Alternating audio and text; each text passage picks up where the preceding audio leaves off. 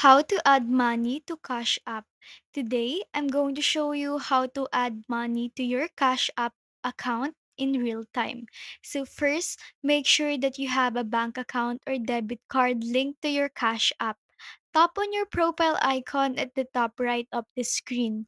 In settings, scroll down to link banks and add your bank or card. Note that you can also add a credit card, but there's a 3% fee. To add money, back on the main homepage, then tap the bank icon at the bottom.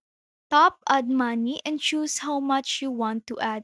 You can either select a preset amount or type in your amount.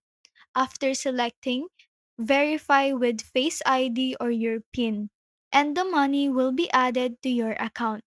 Now you are all set and you can use your funds for payments or transfers.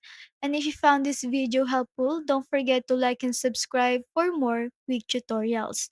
Thanks for watching and I'll see you in the next one.